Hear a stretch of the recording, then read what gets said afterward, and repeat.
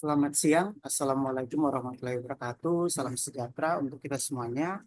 Om Swastiastu, Namo Buddhaya, Salam Kebajikan, Rahayu Rahayu. Selamat datang rekan-rekan semuanya di Kajiatma. Kajiatma itu adalah sebuah diskusi rutin yang dilakukan oleh Ikatan Keluarga Alumni Fakultas Hukum Universitas Atmajaya Yogyakarta terkait dengan beragam topik, dan hari ini adalah seri yang ketiga. Kita akan berbicara dengan topik Stop Femisida dan Undang-Undang TPKS. Rekan-rekan semuanya, kami menyambut dengan hangat selamat datang di forum ini, dan terutama sekali selamat datang untuk Bang Vincentius Mendrova, Sekretaris Jenderal IKA Atma Jogja. Kemudian spesial untuk selamat datang juga tiga narasumber hari ini adalah Ibu Isti Fadatul Khairia, Koordinator Tim Resource Center dari Komnas Perempuan. Kemudian Ibu Sri Yanti SHM MKM, beliau adalah notaris PPAT, Perlindungan Perempuan dan Anak. Kemudian Ibu Salsabila Putri Pertiwi, redaktur dari Konde. Dan juga tentu saja rekan-rekan yang sudah bergabung, sekali lagi kami mengucapkan selamat datang dan terima kasih sudah berpartisipasi di forum kita ini.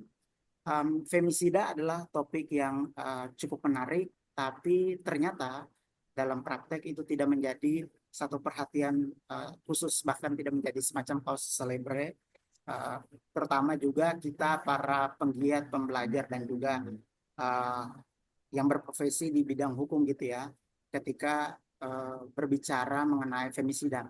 Femisida adalah puncak dari kekerasan terhadap perempuan, karena femisida sendiri adalah pembunuhan yang sebetulnya itu dilakukan dengan karakteristik yang cukup tidak biasa ya, yang spesial gitu ya. Bukan spesial juga, tapi lebih taktis aja apabila pembunuhan itu terjadi. Jadi membedakan dari pembunuhan yang secara biasa. Dilalui dengan bentuk-bentuk kekerasan yang cukup keji, kemudian pada akhirnya adalah pembunuhan.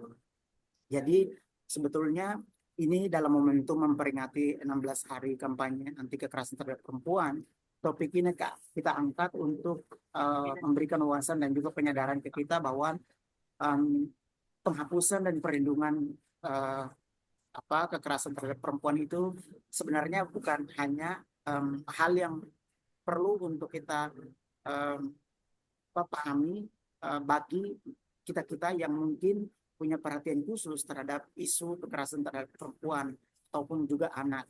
Tetapi untuk semuanya, karena ini adalah isu nasional, sekaligus juga yang menjadi perhatian adalah ini hal yang terjadi dalam ruang domestik, ruang lingkup kita. Bahkan kalau kita lihat data, pelaku dan korban itu adalah orang-orang paling dekat, suami ke istri, suami ke anak, bahkan di dalam ruang yang domestik ya. Jadi ruang keluarga itu menjadi rentan sekali, dan data menunjukkan bahwa ya kasus-kasus femisida selama ini memang dilakukan oleh orang-orang terdekat gitu, dan korbannya adalah perempuan dan juga anak. Jadi topik kali ini sangat penting, dan kita tahu bahwa Undang-Undang TPKS sudah berlaku, dan apakah kemudian menjadi pertanyaan adalah apakah kerangka hukum ini akan menjadi cukup untuk kemudian menjadi kerangka hukum pencegahan sekaligus juga perlindungan ketika terjadi kasus, kemudian bisa untuk menegakkan, memulihkan martabat dari seseorang. Apakah itu cukup, sekaligus juga mungkin aspek yang lain adalah soal kesadaran kita. Jadi hari ini kita akan mengelaborasi hal-hal itu, mengaitkan topik ini dengan Undang-Undang TPKS. Nah, sebagai awalan kami akan memberikan kesempatan kepada Sekretaris Jenderal IKAHUM, Bang Vincent, untuk memberikan sambutan terlebih dahulu. Silakan, Bang. Baik, terima kasih Mas Niles. Selamat siang kepada Bapak Ibu semua. Pertama-tama kami menyampaikan permohonan maaf, Ketua Umum bukan tidak mau menghadiri, namun Ketua Umum Dewan Pengurus Pusat Ikatan Alumni Fakultas Hukum Universitas Atmajaya Jakarta sedang berada di luar negeri. Kebetulan beliau juga bertugas sebagai anggota Ombudsman, jadi ada kegiatan kelembagaan di luar negeri dan melalui saya menyampaikan kepada Bapak Ibu semua memohon maaf. Assalamualaikum warahmatullahi wabarakatuh. Salam sejahtera bagi kita semua. Yang kami hormati para pembicara atau narasumber pada diskusi kajian untuk yang ketiga kalinya ini. Di sini ada Ibu Isti Fadatui Khoiria yang kami hormati, kemudian Ibu Sri Widianti dan Ibu Salsabila Putri Pertiwi. Kami mengucapkan terima kasih atas kesediaan ibu-ibu untuk mengisi sesi diskusi kajiatma Ikahum Atma Jogja. Tentunya yang menjadi materi atau topik pembahasan kali ini merupakan topik yang sangat penting untuk didiskusikan dan dipahami, bukan hanya didiskusikan tetapi dipahami oleh kita semua, baik itu pria maupun laki-laki, perempuan ya. Tentu eh, harapan kami bahwa diskusi pada siang hari ini bisa lebih bermanfaat, edukasinya bisa lebih banyak dipahami oleh masyarakat, sehingga tidak eh, sehingga tidak terjadi lagi kekerasan seksual kepada perempuan atau anak gitu ya. Dan tentu kami berharap nanti apa yang disampaikan materi-materi dari pembicara ini bisa menjadi bekal kami terutama dalam organisasi Ikatan Alumni Fakultas Hukum Atmajaya Jakarta. Saya pikir saya tidak berpanjang lebar supaya kita masuk pada topik diskusi. Terkhusus juga kami berterima kasih ke Mas Neles nih. Mas Neles ini sebagai pengurus sekarang sekaligus sebagai moderator. Beliau ini apa namanya alumni yang sangat berbakat yang dimiliki oleh IKAHUM Atma Jogja. Jadi terima kasih Mas Neles sudah memfasilitasi acara ini. Semoga kaji Atma IKAHUM kita ini semakin apa namanya semakin banyak diskusi dan banyak materi ke depannya bisa disampaikan kepada kita semua. Demikian, selamat siang. Terima kasih Bang Vincent untuk sambutannya. Jadi eh, kita tidak perlu berlama-lama ya, karena yang paling penting adalah diskusinya sendiri. Kita akan langsung ke sesi diskusinya. Memang kita lihat sebetulnya kan femisida ini apalagi ya dalam kita masyarakat yang patriark itu satu tantangan tersendiri nih. Jadi eh, dengan begitu lama dinamika akhirnya kan kita punya undang-undang TPKS juga ya. Nah, dari sisi eh, apa hukum yang ada saat ini kita lihat kita punya undang-undang tentang KDRT, kemudian undang TPS ya. Jadi apakah ini kemudian menjadi kerangka hukum yang cukup mumpuni gitu ya? Femisida ini dalam konstruksi atau perspektif hukumnya bagaimana? Kemudian hukum apakah bisa menjawab soal apakah kemudian uh, apa norma hukum yang ada saat ini bisa untuk mencegah dan sekaligus juga menjadi norma yang akan membantu untuk menegakkan kasus-kasus yang ada saat ini.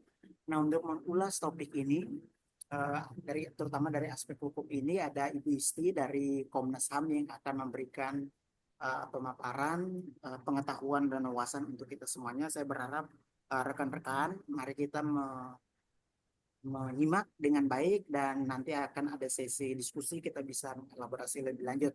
Untuk itu Ibu Isti kami persilakan. Baik, terima kasih. Salam hormat bagi ibu bapak sekalian yang ahli terkait hukum. Di sini saya mewakili Komnas Perempuan mengapresiasi diskusi ini bahwa ada proses estafet pengembangan pengetahuan maupun diseminasi terkait dengan isu femisida yang pada dasarnya belum banyak dikenali bahkan oleh kerangka hukum di Indonesia. Izinkan saya untuk memaparkan.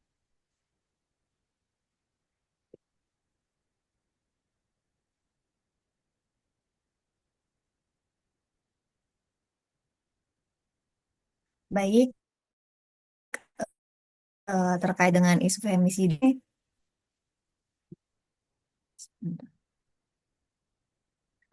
femisida, ini apa saja sih langkah yang sudah Komnas Perempuan kembangkan terkait dengan proses pengetahuannya maupun juga advokasinya?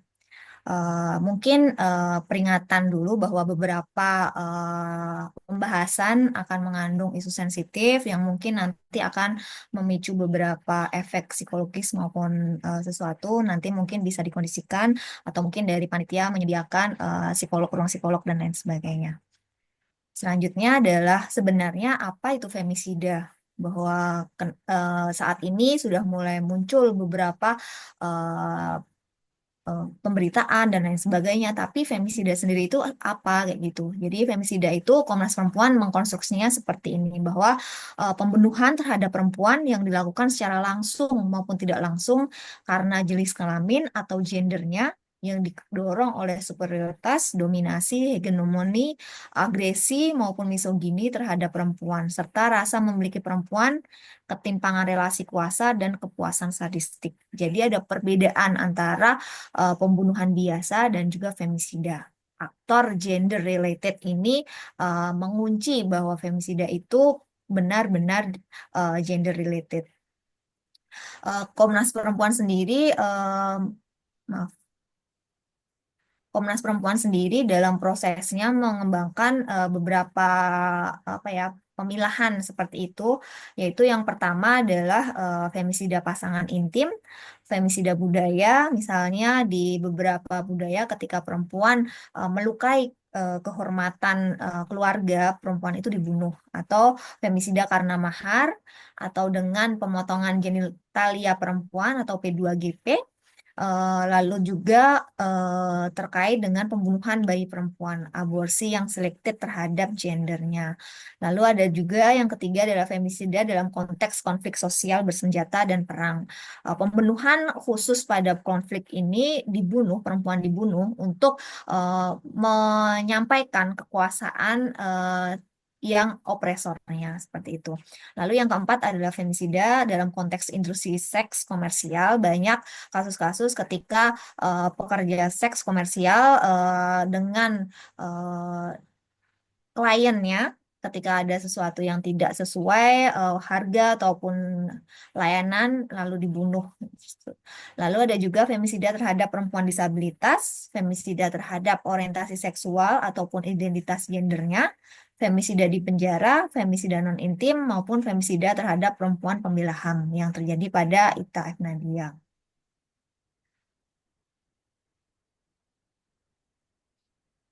Selanjutnya adalah bagaimana dengan kerangka hukumnya. Pada dasarnya, kata femisida sendiri belum ada di kerangka hukum manapun. Jadi, Komnas Perempuan kemarin mengkonstruksikannya adalah beberapa pasal-pasal yang setidaknya dapat digunakan dalam konteks ini, walaupun belum secara literate disebutkan sebagai femisida. Yang terbaru adalah UU TPKS itu sanksi dapat ditambah sepertiga jika kejahatan seksual itu mengakibatkan kematian pada korban. Jadi ini secara tidak eksplisit dikatakan dalam putusannya adalah ketika femisida mendapatkan penambahan hukuman seperti itu. Jadi beberapa hal tetap menggunakan kata pembunuhan ataupun kematian terhadap korban.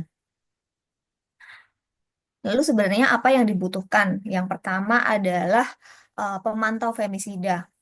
Ketika kata itu tidak ada, tidak dikenali, bagaimana kita bisa mengadvokasinya? Misalnya, ketika itu benar-benar pembunuhan yang fatal kepada perempuan dan berbasis pada misoginis ataupun peng, eh, pelecehan terhadap kehormatan perempuan, apakah itu bisa diupayakan advokasinya ketika tidak kerangka hukum tidak mengenal kata femisida, bagaimana kita bisa mengadvokasinya seperti itu. Jadi kita harus mengenalkannya, menghitungnya, dan mengakhirinya. Jadi kita mungkin minta bantuan juga, kita gerak bersama dengan teman-teman dari Fakultas Hukum untuk bagaimana proses pengubahan ataupun advokasi terkait hukum ini. Komnas Perempuan sendiri mengupayakan dengan advokasi kajian kami dilakukan bersama dengan Mahkamah Agung untuk meminta putusan pengadilan dan juga media monitoring. Untuk Mahkamah Agung pun kita juga mengadvokasi apakah memungkinkan dari putusan pengadilan juga mengkriminalisasikan femisida itu sendiri. Tapi kami juga masih berproses. Selain itu, ada beberapa kerangka-kerangka statistik yang dikembangkan oleh UN, misalnya framework untuk gender related killing of women, ini yang benar-benar dieksplisitkan sebagai femisida. Ada proses penelaahan bahwa pembunuhan terhadap perempuan itu layer pertama, lalu intentional homicide itu layer kedua, baru masuk ke gender related. Mungkin bisa dibantu dalam proses pengembangan ini karena femisida di Indonesia juga masih hal yang baru dan masih butuh banyak kajian-kajian mendalam. Hasil dari kajian Komnas Perempuan yang berdasar pada pantauan media. Kenapa kita menggunakan pantauan media? Karena pada dasarnya kita tidak memiliki data pembunuhan kita secara general. Jadi pembunuhan di Indonesia sekian ribu, tidak terpilah antara gender ataupun usia dan lain sebagainya, itu belum terpilah di Bareskrim. Kami sudah mengupayakan di Bareskrim, tapi juga itu masih berproses di instansi tersebut. Jadi bagaimana kita bisa meninjau data femisida di Indonesia ketika data pemilahan pembunuhan perempuan itu berapa saja belum ada. Jadi berharapnya ketika data pilah itu ada pembunuhan terhadap perempuan, dari kasus pembunuhan terhadap perempuan itu bisa dianalisis lebih lanjut apakah itu ada indikasi femisida. Dan juga untuk kajian Komnas Perempuan di tahun 2022 ini kami mengkerucutkan pada femisida pasangan intim. Seperti di awal disampaikan, femisida itu ada banyak kriteria, banyak variannya, dan kami mengkhususkan pada femisida pasangan intim, yaitu eskalasi dari KDRT yang indikasinya bisa kita telusuri, hasilnya adalah adanya unsur kebencian atau pengendalian terhadap perempuan, penghinaan terhadap tubuh atau seksualitas perempuan dilakukan di hadapan anak korban atau anggota keluarga lain untuk merendahkan harkat dan martabatnya, sekali lagi. Lalu ada hasil eskalasi dari kekerasan, eh, baik fisik maupun seksual. Ada riwayat ancaman pembunuhan terhadap korban, perlakuan terhadap tubuh korban bertujuan untuk merendahkan martabat. Jadi jenazahnya dimutilasi, dibuang pun ditempatkannya di tempat-tempat yang mungkin kurang baik gitu, misalnya di tempat sampah atau di sumur atau di kolam. Lalu juga ada ketimpangan kekuasaan antara pelaku dan korban, misal usia, ekonomi, pendidikan, dan juga status. Dari hasil kajian kami, rekomendasinya beberapa hal, diantaranya adalah data terpilah berbasis gender untuk kasus pembunuhan yang dapat didokumentasikan oleh kepolisian maupun di pengadilan misalnya, serta penyedia layanan bagi korban kekerasan termasuk juga oleh Badan Pusat Statistik. Lalu juga mengeksplorasi indikasi femisida dalam penyelidikan serta liputan media, lalu meningkatkan kesadaran masyarakat, mengembangkan langkah-langkah pencegahan, dan juga menyediakan pemulihan dan dukungan untuk keluarga korban. Selanjutnya, hasilnya seperti apa? Tadi juga selaras dengan yang disampaikan oleh Abang Cornelis, bahwa pembunuhan itu 60% di rumah. Jadi bagaimana, di mana lagi ruang aman bagi perempuan? Di rumah pun kami memiliki 60% potensi dibunuh oleh pasangan kami. Lalu yang dari hasil pantauan kami dan juga telaah putusan pengadilan, kebanyakan kasus-kasus pembunuhan terhadap perempuan itu menggunakan Undang-Undang PKDRT, KUHP, serta di pasal 340 sama 338. Ini untuk yang Direktori Mahkamah Agung, putusan pengadilan, kami juga melakukan pantauan media. Itu ditemukan beberapa varian cara membunuh korban pasangan intim. Ini yang paling banyak adalah ditusuk, dipukul, dicekik, dililit, dibakar, dibekap, dibenturkan kepala, diduduki, ditombak, dibenamkan ke air, ditendang, hingga disiram air keras, hingga yang paling fatal juga ada yang ditebas. Jadi memang femisida ini adalah puncak kekerasan terhadap perempuan. Lalu rekomendasi seperti apa yang Komnas Perempuan coba upayakan, yaitu kami berharap ada instrumen pendataan dan pencegahan. Jadi kita akan mengetahui bagaimana identitas pelaku korbannya, bentuk kekerasannya seperti apa, intensitasnya seperti apa, apakah ini sudah berekskalasi awalnya hanya menggunakan tangan lalu kemudian menggunakan parang atau seperti apa, lalu kontrolnya seperti apa. Langkah yang wajib diambil, kami menganjurkan kepada pengada layanan ketika ada beberapa indikasi tersebut adalah ruang aman, jarak aman. Lalu untuk kepolisian adalah pengawasan dan juga pembatasan gerak. Lalu juga berharap kami benar-benar ada pemilahan data, yaitu kita lihat lagi bentuk kekerasannya seperti apa. Ketika itu pembunuhan terhadap perempuan ditelusur lebih lanjut, bentuk kekerasannya seperti apa. Apakah ada histori terlebih dahulu, misalnya istri sudah pernah melaporkan KDRT tapi belum ditinjau, lalu akhirnya berakhir di femisida, atau relasi korban dan pelaku ini seperti apa. Jadi femisida pasangan intim yang kami eh, kaji ini, yang pertama ada kebencian dan penghinaan terhadap perempuan. Lalu kekerasan itu di hadapan orang lain, eskalasi kekerasan, ada relasi kuasa, dan juga riwayat ancaman pembunuhan. Jadi beberapa hal ini yang mengindikasikan femisida pasangan intim. Lalu progres di tahun 2024 ini seperti apa? Jadi Komnas Perempuan sudah mengintegrasikan sistem database dalam Komnas Perempuan. Misalnya kami mengkategorisasikan pengumpulan data berfokus pada kematian perempuan karena kekerasan berbasis gender. Lalu memungkinkan analisis lebih lanjut terhadap potensi femisida dalam kasus-kasus, lalu juga meningkatkan kesadaran dan juga pencatatan kasusnya. Jadi ada femicida tak langsung yang dicatat, misalnya kasusnya adalah bunuh diri. Tapi bunuh diri itu ternyata hasil eskalasi dari kekerasan KDRT yang dilakukan oleh suami. Akhirnya istri bunuh diri. Itu juga diupayakan. Lalu juga eskalasi progres ini seperti apa? Misalnya sekarang sudah lembaga layanan membuka upaya-upaya advokasi dengan amicus curiae dengan menambahkan aspek femisida di dalamnya. Lalu juga ketika ada keluarga perempuan yang meninggal, ada proses pengupayaan, perjuangan untuk meninjau ini kasusnya sejauh apa dan lain sebagainya, itu dilakukan di Semarang. Untuk yang amicus curiae ini dilakukan di Bandung. Sementara itu dukungan terhadap rekomendasi dalam peluncuran laporan kemarin oleh institusi hukum dan juga Badan Statistik Nasional terkait data terpilah masih belum terlihat. Demikian juga dengan upaya perbaikan untuk keluarga korban. Jadi seperti itu untuk paparan, mungkin terkait dengan Undang-Undang TPKS itu masuk dalam di pasal tadi.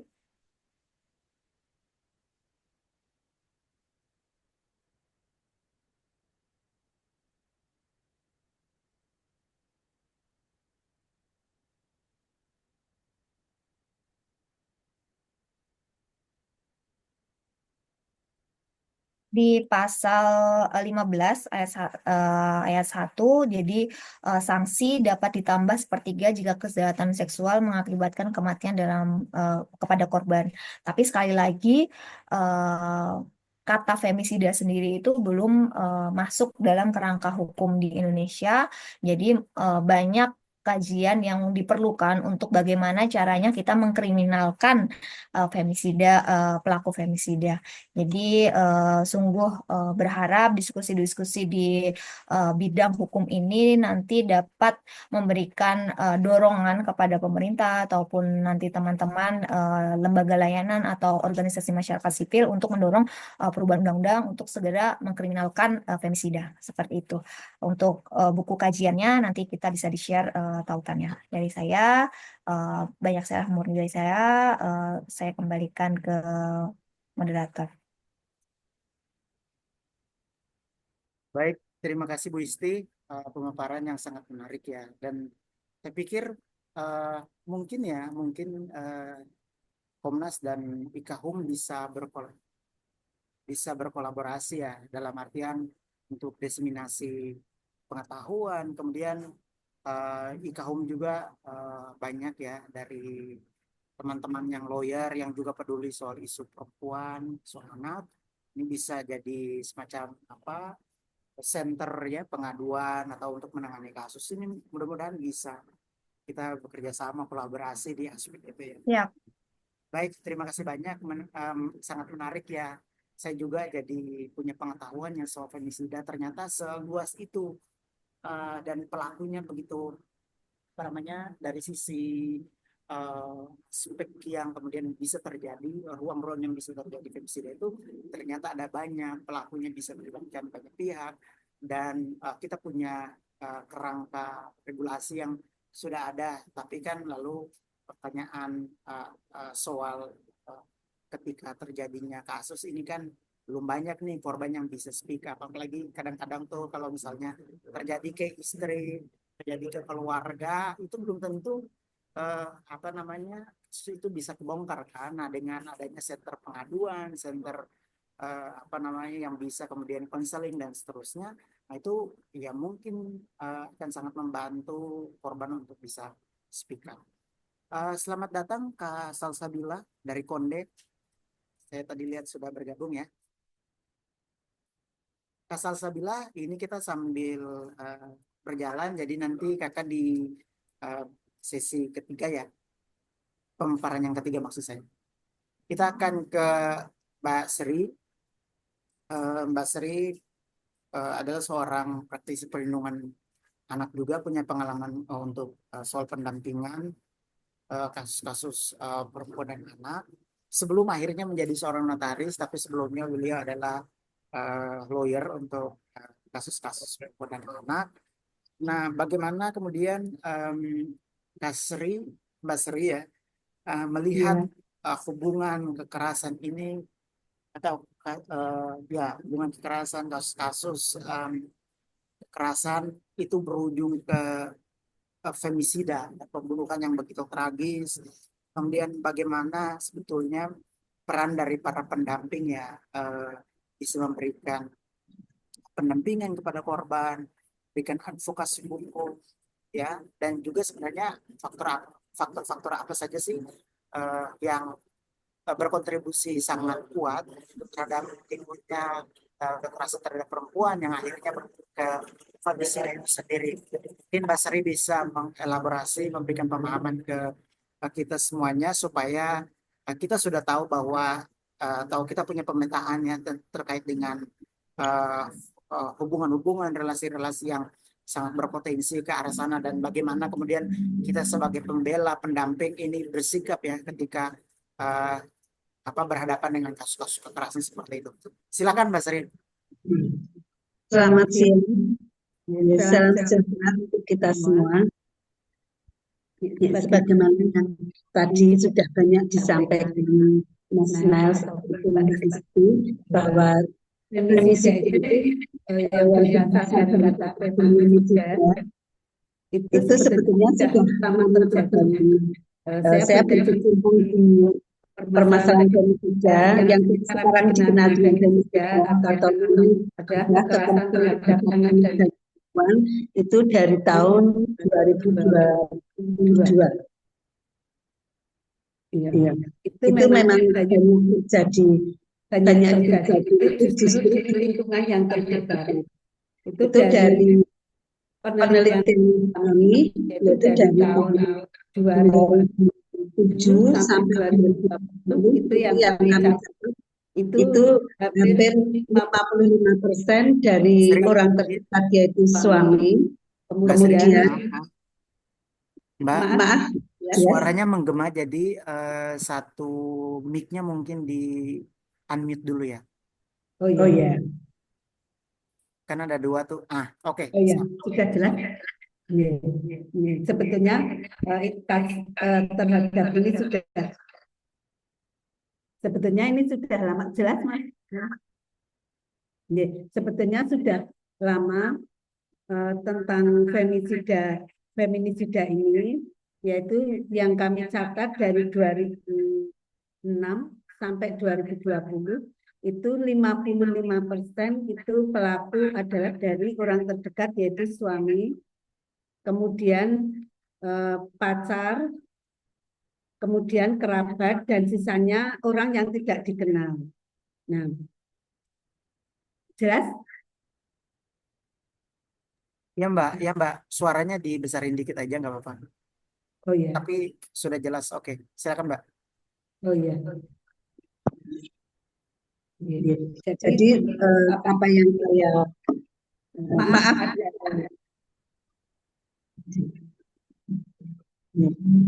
Halo.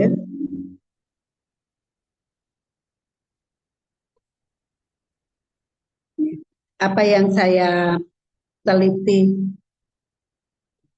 dari tahun 2007 sampai 2020 bahkan sampai 2024 itu memang 55% itu pelaku adalah dari pihak terdekat, yaitu dari suami, kemudian dari pacar, urutannya kerabat, dan dari orang yang tidak dikenal. Nah, di sini bagaimana perlindungan terhadap terutama untuk perempuan-perempuan yang tidak bekerja dalam arti tidak menghasilkan uang, sehingga ada ketergantungan kepada suami, sehingga suami bersikap semena-mena terhadap istrinya, dan ini akan berdampak besar kepada anak-anak yang dilahirkan. Otomatis di sini anak-anak juga akan mengalami seperti ketakutan, tidak bebas dalam berbicara. Nah, ini apa yang banyak terjadi seperti itu.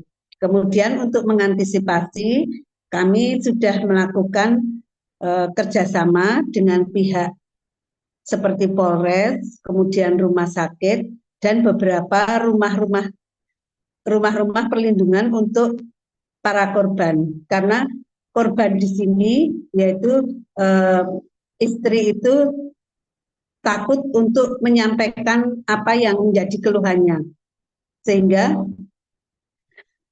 dia hanya cenderung introvert dan terdiam. Nah, itu yang menyebabkan beberapa kasus dari kasus KDRT itu terjadi adanya bunuh diri seperti yang disampaikan Bu Isti tadi. Nah, dengan adanya kerjasama tersebut, kita ada semacam rumah untuk perlindungan terhadap saksi, terutama yaitu istri yang mengalami KDRT tersebut, sehingga dia bisa bebas dalam mengungkapkan pendapatnya, walaupun itu juga terbatas dan tidak semua bisa dia sampaikan karena adanya ketergantungan kepada suami. Kemudian kita juga sudah melakukan pendampingan itu pada saat pendampingan dalam hal ini di kerjasama dengan kesehatan. Itu ada satu kasus, itu seorang istri tidak KDRT itu bukan hanya secara fisik, tapi juga KDRT yang suami itu selingkuh di luar dan menyebabkan istri ini menderita HIV waktu itu, tapi dia sudah sampai ke otak. Nah, itu dia sama sekali tidak tahu, dan setelah diperiksa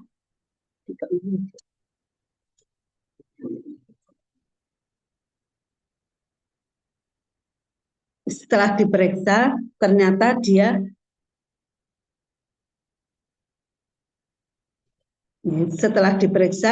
dia mengalami seperti kekerasan yang lebih dari itu karena sudah menyangkut kesehatan, dan akhirnya istri ini bercerai dengan suaminya, tapi penderitaan yang selama ini dia alami dan kemudian anaknya juga tidak bisa menyelesaikan pendidikan itu juga kita bantu untuk penyelesaiannya.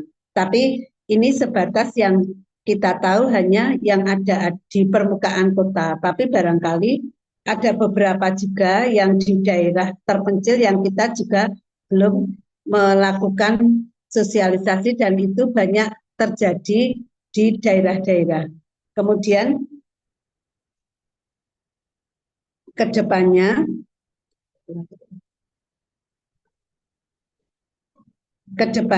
kita tetap melakukan kerjasama dengan pihak-pihak terkait seperti apa yang disampaikan oleh Mas Neles tadi. Apabila dari pihak akademisi dalam hal ini IKHUM bekerja sama dengan praktisi, kemudian bekerja sama dengan Komnas Perempuan, itu akan menjadikan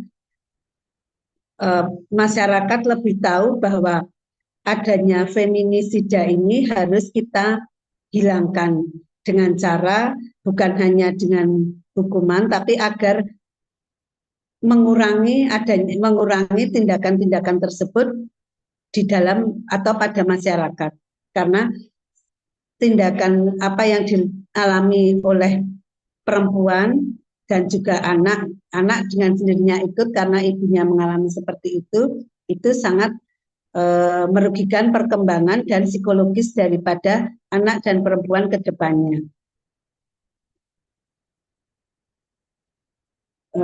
Ini yang sebagaimana yang ada di beberapa undang-undang, memang untuk hukumannya itu belum seperti yang kita harapkan, karena kebanyakan kalau terjadi pembunuhan yang itu tetap menggunakan pasal-pasal yang ada di dalam KUHP.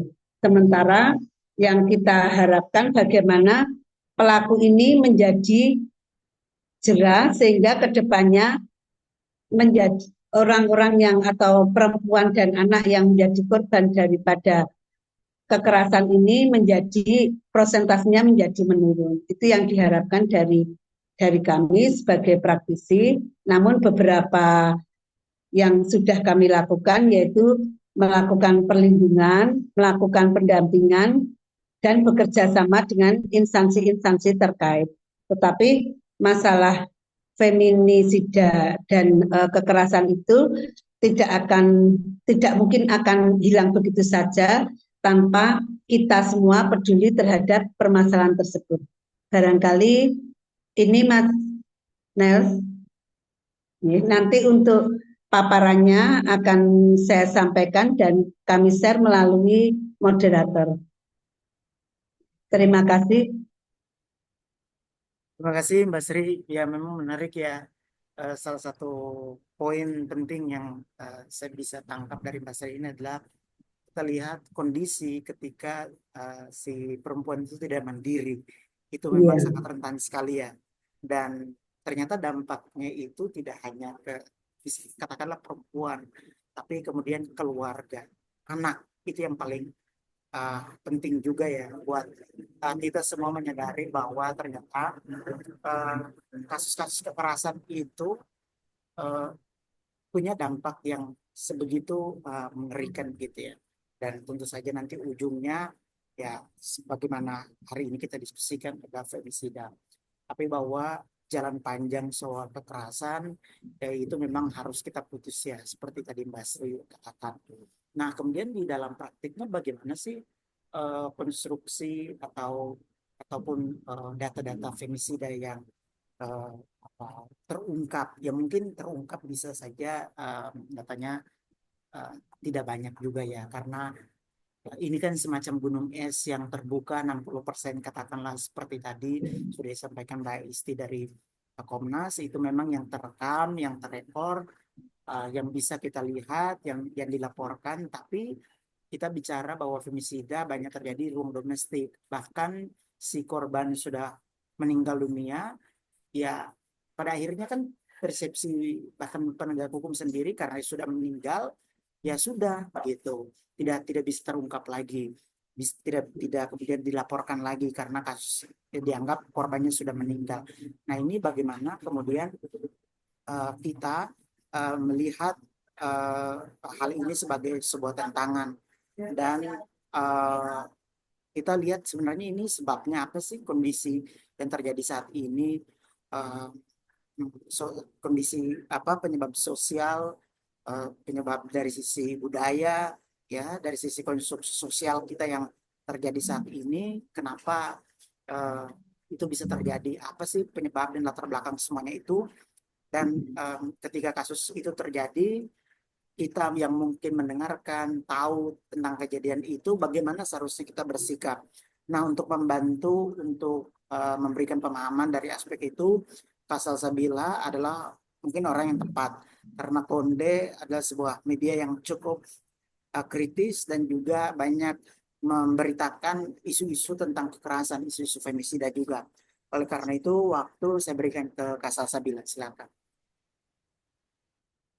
Baik, terima kasih. Apakah suaranya terdengar? Ya, baik, terima kasih. Salam kenal semuanya. Selamat siang. Saya Salsabila dari Konde.co. Maaf juga tadi terlambat bergabung karena kebetulan Konde sedang ada acara gitu. Dan mungkin saya juga tidak menyiapkan PowerPoint atau slideshow untuk pemaparan ini karena saya rasa tadi penjelasan dari pemateri yang sebelum-sebelumnya juga sudah sangat apa ya, cukup komprehensif lah gitu untuk menyampaikan tentang bagaimana sih kita melihat fenomena femisida saat ini dan kenapa kita harus melihat ini sebagai sesuatu yang urgent gitu ya, sebagai sesuatu yang darurat. Jadi mungkin saya akan langsung menyampaikan saja gitu kondisi femisida di Indonesia yang mungkin juga tadi sudah disampaikan begitu sama pemateri-pemateri sebelumnya. Memang kita femisida itu di Indonesia sekarang sudah bukan sekarang ya, maksudnya selalu darurat, tapi sampai tahun ini kasusnya memprihatinkan gitu. Dengan kondisi kalau tidak salah ingat sekitar bulan September atau pokoknya di kuartal ke-3 menuju ke-4 2024 itu kasus femisida terjadi sampai kalau nggak salah tuh 3 kali berturut-turut gitu yang kita tahu viral, kita tahu ini terjadi ramai gitu di media sosial. Itu kan mengerikan ya, kasus femisida satu aja itu udah mengerikan dan ini terjadi 3 kali berturut-turut di kurun waktu bersamaan di 3 tempat berbeda. Ini sesuatu yang nggak bisa juga kita biarkan gitu. Kondisinya seperti itu. Kemudian kalau lihat laporan-laporan, mungkin tadi ada laporan juga dari lembaga-lembaga lain. Kemudian kalau yang pernah juga Konde himpun itu atau misalnya Konde waktu itu juga sempat mengambil data juga dari Jakarta Feminis itu di tahun 2023 aja itu ada 184 kasus femisida. Korban perempuannya itu 194. Jadi mungkin dalam satu kasus terjadi beberapa korbannya ada beberapa perempuan sekaligus gitu. Dan pelakunya 88% adalah laki-laki gitu. Mayoritas dari pelaku ini juga merupakan pasangan intim korban. Artinya femisida ini sangat rentan terjadi di circle terkecil dalam lingkungan sosial perempuan, mungkin di keluarga, mungkin di pasangan, itu gitu kenyataannya. Jadi kita kan perlu mempertanyakan ya ruang aman perempuan ini di mana ketika bahkan lingkungan terdekatnya ini justru menjadi bahaya terbesar bagi dia. Kemudian tadi juga mungkin sudah disampaikan kasus pembunuhan perempuan itu kan biasanya diawali atau beberapa diawali dengan rangkaian kekerasan gitu. Jadi kekerasan berlanjut sampai akhirnya terjadi pembunuhan. Pertanyaannya kemudian bagaimana sistem sosial dan hukum kita itu berpihak pada perempuan ketika ini terjadi terus-menerus. Bahkan tahun ini terjadi setidaknya 3 kali dalam kurun waktu berdekatan. Dan femisida sendiri kan kita tahu ya dia adalah pembunuhan perempuan berbasis gender. Jadi perempuan dibunuh itu bukan mungkin orang mungkin akan berpikir apa bedanya dengan homicide, pembunuhan yang dalam tanda kutip biasa gitu, kasus pembunuhan yang tindak kriminal seperti yang kita ketahui, apa bedanya? Bedanya adalah kalau femisida perempuan dibunuh karena dia perempuan, bukan karena misalnya oke, ada perampokan misalnya atau ada pembegalan dan segala macam kasus-kasus kriminal, kemudian ada pelaku melakukan itu karena untuk mengambil apa sesuatu, maksudnya ada motif-motifnya, tapi ini motifnya adalah dia perempuan, dibunuh karena dia perempuan gitu. Ini kan yang mengkhawatirkan, kenapa orang bisa dibunuh karena gendernya, kenapa dia dibunuh karena identitasnya dia sebagai perempuan. Itu yang terjadi gitu. Kemudian kan apa faktor-faktor berkaitan dengan ini juga sebetulnya ada beberapa yang kemudian dia saling berkelindan gitu, seperti misalnya femisida ini terjadi karena ideologi patriarkis, kemudian nilai-nilai sosial tentang maskulinitas ini kita sebut itu maskulinitas beracun lah, yang kemudian melihat perempuan sebagai sesuatu yang dibenci gitu, sebagai objek, sebagai apa namanya, sesuatu yang harus ditaklukkan, istilahnya begitu. Kemudian juga apa femisida terjadi untuk menegaskan kekuasaan laki-laki, menegakkan peran gender. Jadi apa gender role ini kan memang ketika dilakukan dengan keliru ya dia menjadi menindas, terutama untuk perempuan gitu. Juga femisida kadang terjadi karena ya itu tadi masih berkaitan dengan semua itu, misalnya terjadi karena itu adalah bentuk hukuman gitu untuk perempuan. Jadi perempuan berperilaku sesuatu yang tidak dapat diterima oleh laki-laki atau oleh masyarakat patriarki, kemudian dia dibunuh. Itu yang terjadi gitu. Dan motifnya yang jelas kebencian terhadap perempuan. Perempuan apa namanya, pelaku tidak menyukai perempuan dalam artian membenci perempuan karena dia perempuan, kemudian dibunuh gitu kan. Itu yang terjadi. Juga relasi kuasa, dan ya itu femisida itu adalah upaya penaklukan terhadap perempuan. Dari kasus-kasus yang sudah terjadi mungkin kita juga bisa melihat gitu, apa femisida itu awalnya karena ada upaya-upaya untuk ya katakanlah menguasai perempuan, dan akhirnya perempuan dibunuh karena itu gitu. Kemudian juga kita harus melihat, lagi-lagi kita harus melihat ini sebagai sesuatu yang darurat ya, karena tadi ada kasus femisida yang bisa terjadi berturut-turut di Indonesia dalam kurun waktu berdekatan tahun ini. Itu pun yang terungkap. Yang nggak terungkap kita juga mungkin kita belum mengetahui gitu. Ada kasus-kasus yang ada di bawah gunung es ini gitu. Jangan-jangan angka kasus yang disebutkan di tahun 2023 pun belum semua, karena kan ini kasus yang mungkin jarang terlaporkan, dan atau mungkin terlaporkannya hanya sebagai pembunuhan biasa. Padahal tadi motifnya itu berbeda dari pembunuhan biasa atau homicide. Maksudnya nggak biasa ya, tapi pembunuhan dalam arti bukan pembunuhan karena identitas gendernya gitu kan. Jadi ya seperti itu. Kemudian juga memang data tentang kasus seperti ini di Indonesia itu masih cukup sulit diakses. Saya sendiri juga untuk membuat artikel atau membuat konten tentang femisida itu agak sulit mungkin mencari data-data yang lebih konkretnya. Mungkin ada angka-angka yang berbeda, mungkin juga datanya tidak terbarui, tapi intinya bahwa pendataan mengenai femisida ini sangat penting gitu. Ini harusnya juga jadi catatan untuk kita semua, untuk bagaimana sih kita bisa mendokumentasikan semua ini, dan bagaimana kita membuat mekanisme pelaporan yang mungkin jangan-jangan selama ini kasus ini tidak terlaporkan karena nggak ada mekanisme pelaporan yang mumpuni untuk orang-orang melapor gitu, bahwa ada femisida, dan kita juga harus memberikan pemahaman femisida itu seperti apa, bagaimana membedakannya dari homicide gitu.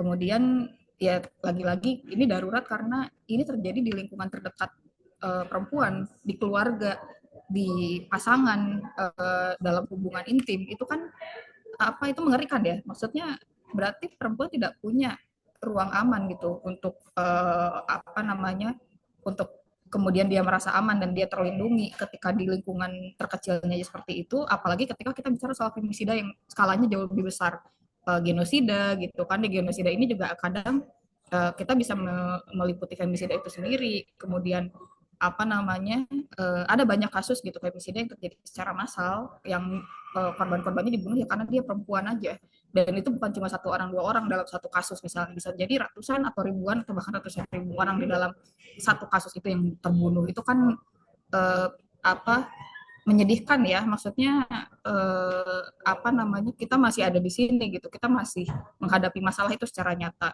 Jadi kondisinya seperti itu, dan mau dibilang misalnya dari tahun ke tahun membaik atau mungkin laporannya semakin tercatat, mungkin iya, di satu sisi bagusnya adalah berkembang, atau misalnya semakin waktu semakin maju itu pelaporan mungkin makin banyak gitu ya.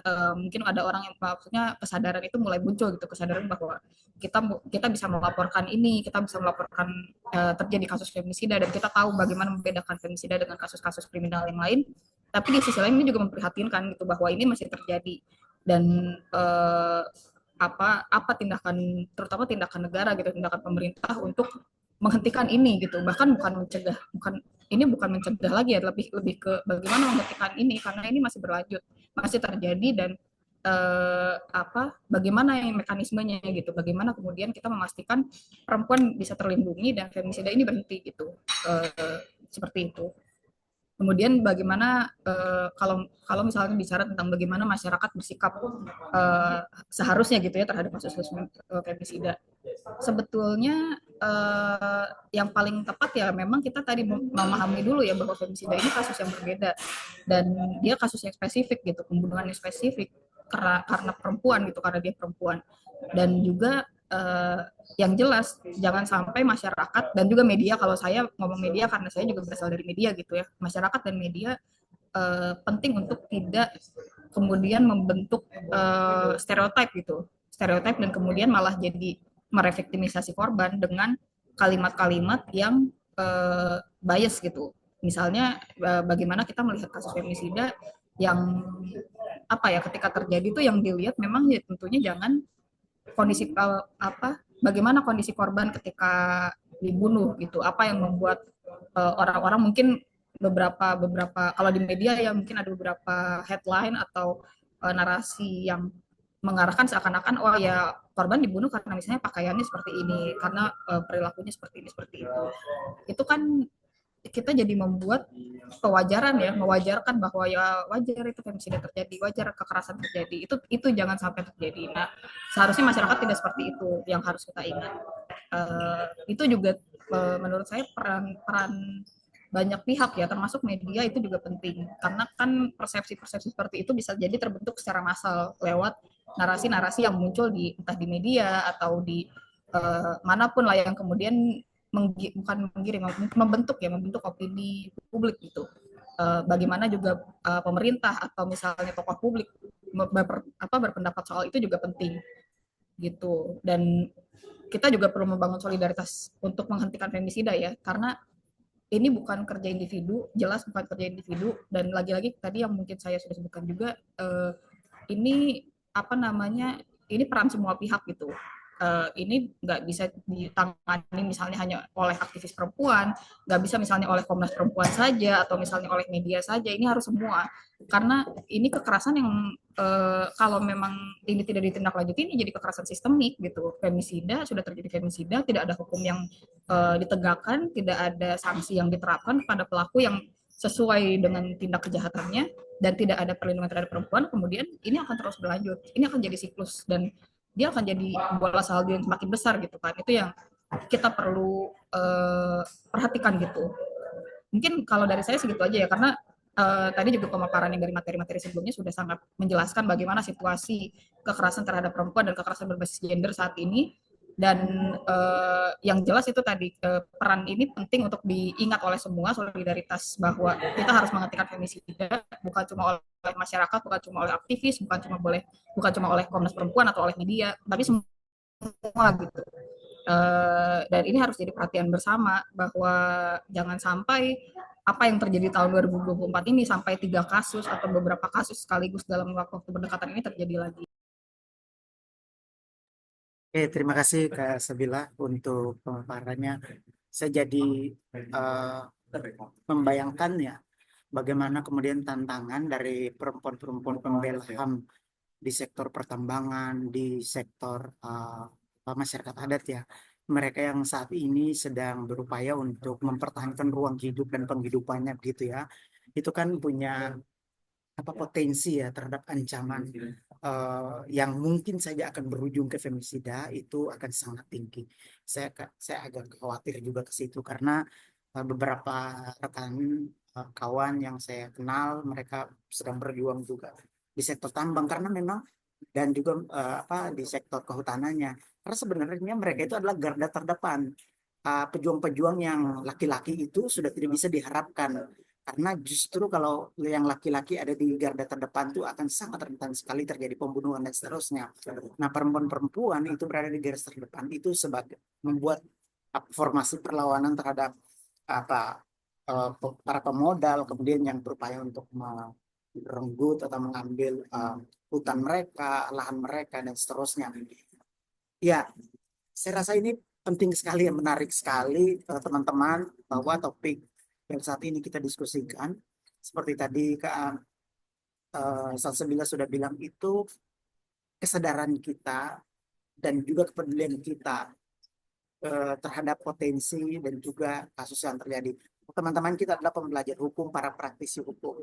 Jadi hari ini tuh menjadi em, momentum yang baik nih, kita sudah belajar banyak eh, dan tahu ada potensi di sana. Mudah-mudahan em, langkah kolaborasi dan juga kerjasama ke depan dengan berbagai macam stakeholder ini bisa dan kita kembangkan begitu.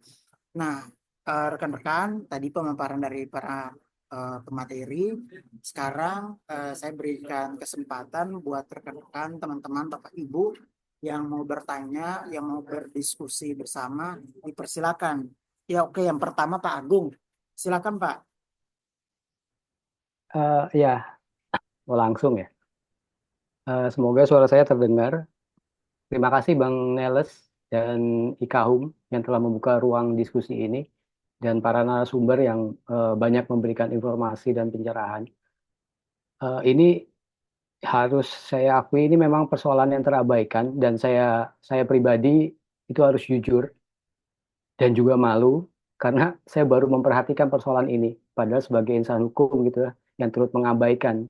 Saya ngerasa sebagai insan hukum yang juga turut mengabaikan isu ini.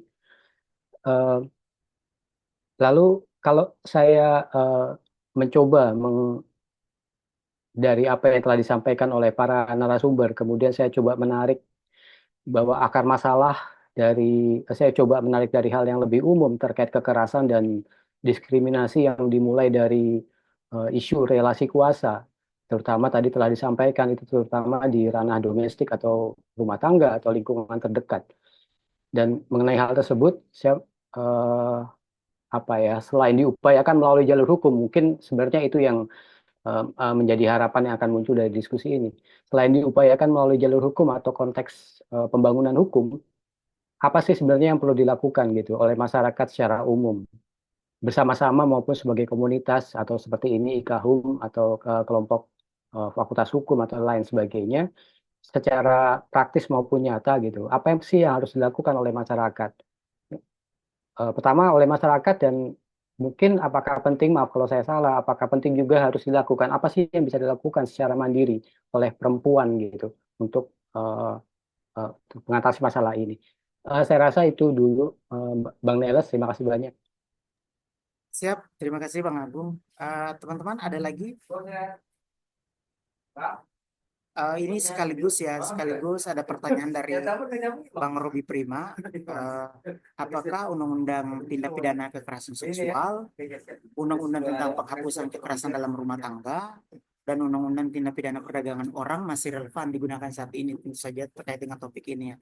Mungkin dari ketiga narasumber bisa merespon sekaligus ya yang disampaikan oleh Pak Agung mengenai apa sih sebenarnya langkah atau hal-hal yang bisa kita lakukan nih sebagai anggota masyarakat untuk kemudian meningkatkan kewaspadaan kita, keprihatinan kita terhadap ini, spesifik juga mungkin terhadap kawan-kawan perempuan, em, supaya bisa lebih mandiri dan lain-lainnya. Kemudian, apakah kemudian perangkat hukum yang ada saat ini, terutama undang-undang TPKS, undang-undang KDRT, dan tentang perlindungan orang tuh masih relevan ya? Bisa nggak itu dipergunakan sebagai landasan hukum yang efektif gitu ya? Dipersilakan dari Mbak Isti terlebih dahulu. Silakan. Baik, terima kasih Pak Agung atas pertanyaannya. Pertanyaan pertama adalah apa yang bisa diupayakan oleh masyarakat? Ruang aman, Pak. Selama ini kalau KDRT, oh itu urusan keluarga itu, nggak mau campur tangan. Baru mau campur tangan ketika istrinya sudah meninggal. Itu sudah telat. Kami berharap kita berprosesnya udah bukan pada tahap pemadam kebakaran. Tapi ketika itu mungkin ada indikasi-indikasi seperti tadi, kalau dalam kajian kami ada indikasi peningkatan intensitas, baik itu kuantitatif maupun kualitatifnya. Misalnya awalnya dia 1 bulan sekali pukul menjadi 1 bulan 5 kali pukul dengan parang atau mungkin dengan gelas pecah dan lain sebagainya, itu udah indikasi ada eskalasi. Itu kami berharap kita bersama-sama ketika mungkin tetangga kita atau bahkan anak kita ketika anaknya kena KDRT, jangan langsung bilang udah rujuk saja, kasihan anak seperti itu. Itu juga mungkin menjadi perhatian bersama bahwa jangan sampai meninggal dulu baru kita reaksi gitu. Terus yang kedua, ketika itu sudah terjadi femisida, laporkan. Di Semarang itu RJKJHAM, Organisasi Masyarakat Pengada Layanan, mengadvokasi penelusuran ini seperti apa kasusnya. Itu adalah kasus pembunuhan yang berekskalasi dari kekerasan seksual. Tanyakan, ini kasusnya seperti apa, Pak? Ada namanya femisida. Karena di Polres pun, Pak, itu belum tahu, ada yang belum tahu kata femisida ini gitu. Jadi mungkin dalam hukum itu femisida belum bisa dikriminalisasikan istilahnya karena kerangka hukumnya belum ada, dikenal pun belum gitu. Jadi di tingkat Polres pun ketika tim Semarang tim Semarang mengadvokasi ke Polres untuk meminta bagaimana kasusnya, terus menyampaikan ada femisida, disampaikan bahwa Polres pun juga belum mengetahui salah satu eh, di Polres di daerah Jawa Tengah tersebut kayak gitu. Itu yang kedua. Terus yang ketiga adalah apa yang bisa dilakukan oleh perempuan. Eh, mengupayakan ketika itu adalah hubungan yang sudah memang tidak sehat, kita berikan batas. Dan juga ketika mungkin kita dalam situasi hubungan di bawah pernikahan, eh, cari ruang-ruang aman. Misalnya dalam masyarakat ada, misalnya dalam satu dusun kali ya Pak ya, di PKK itu ada ruang aman atau mekanisme ketika KDRT, ruang aman yang bisa kita singgahi yang mana gitu. Kalau di daerah mungkin ada juga ketika ada kekerasan seksual atau KDRT, adanya didamaikan.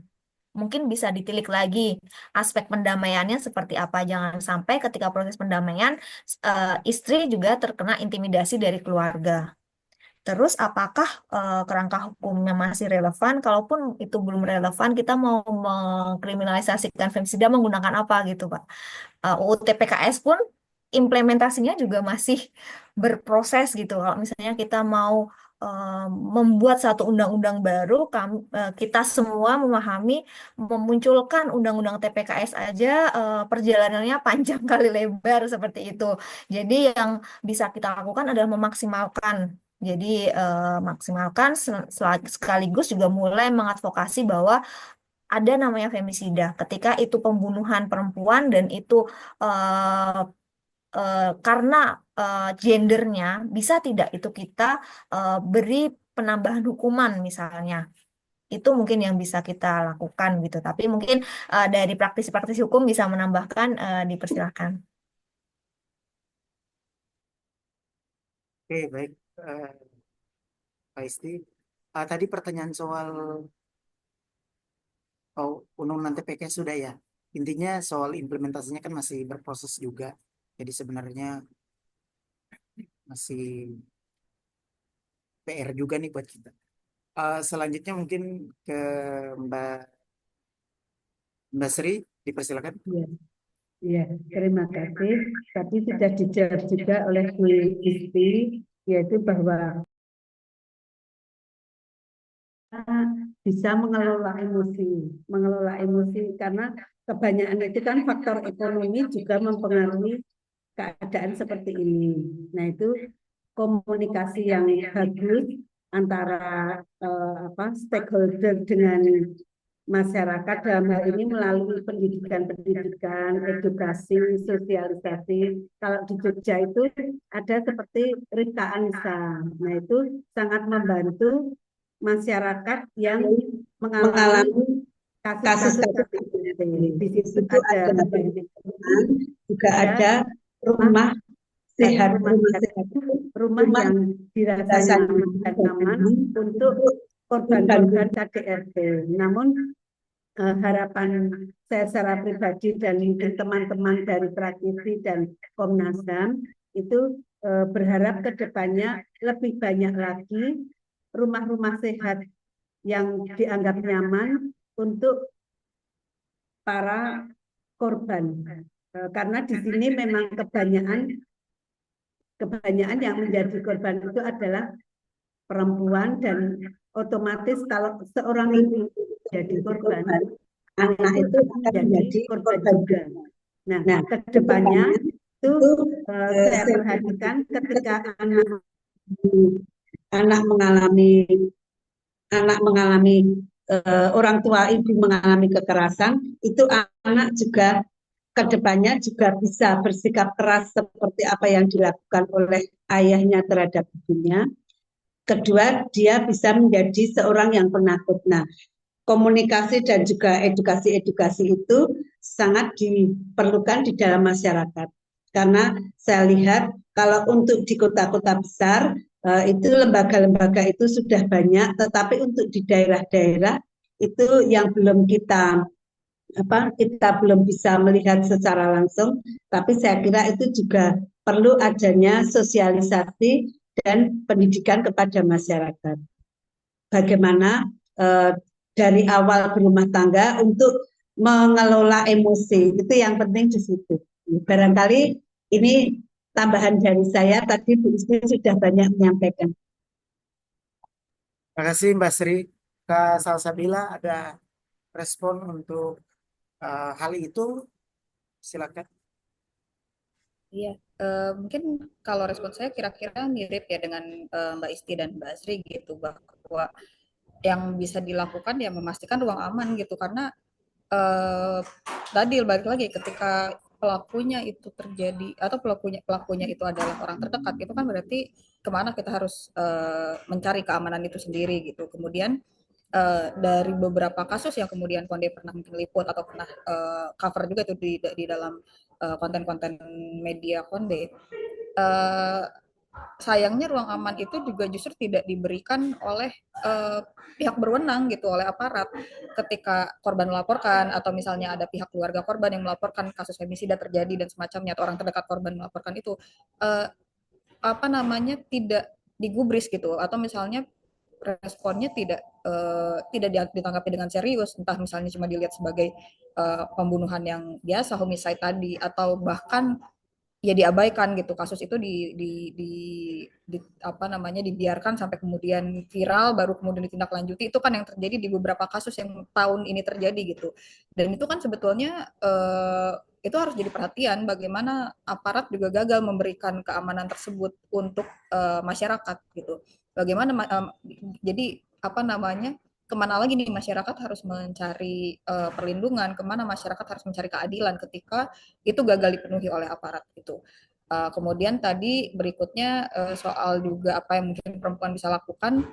Kalau apa ya, kalau saya pikir sih sebetulnya itu justru pertama-tama akan kembali lagi ke apa yang bisa dilakukan supaya tidak terjadi femisida gitu. Maksudnya jangan sampai ada yang jadi pelaku femisida. Itu kan yang harusnya di prioritaskan gitu ya. Kalau menurut saya berangkatnya adalah bagaimana untuk tidak melakukan femisida, karena ya kadang perempuan tidak tidak melakukan apapun ya dia dibunuh gitu, dan itu kan kita juga agak agak bingung ya bagaimana kemudian perempuan harus bersikap di saat seperti itu. Tapi memang kalaupun memang ada yang harus dilakukan, yang bisa dilakukan ya seperti mungkin tadi, menyadari kapan kita harus keluar dari lingkaran hubungan yang toksik, atau misalnya lingkaran hubungan yang berbahaya buat kita, menyadari hal itu.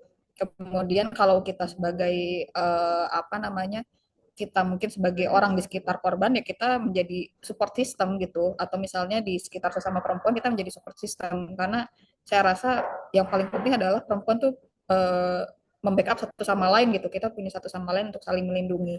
Apalagi ironisnya ya ketika tadi ya negara atau misalnya aparat lah gagal melindungi kita lewat undang-undang atau lewat apa tindak lanjut gitu dari kasus-kasus yang dilaporkan. Kemudian juga apa namanya, mungkin ini juga apa ya, kalau saya bilang idealnya adalah perempuan kalau ada mengalami kekerasan atau ada tanda-tanda bahwa dia di bawah ancaman atau dia di bawah bahaya, melapor, tentu idealnya seperti itu ya. Maksudnya saya mungkin bisa bilang iya perempuan melapor lah gitu, jangan takut melapor. Tapi ya kenyataannya lagi-lagi tadi apakah mekanisme pelaporan kita sudah mumpuni, apakah kita punya mekanisme perlindungan yang baik untuk perempuan dan tidak malah kita yang menjadi semakin di bawah bahaya ketika kita melaporkan hal tersebut gitu.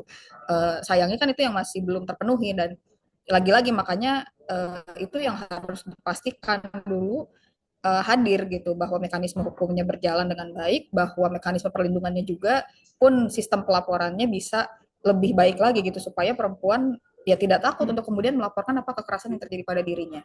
Itu satu. Kemudian juga yang soal implementasi hukum gitu ya, apakah undang-undang yang ada sudah masih relevan gitu.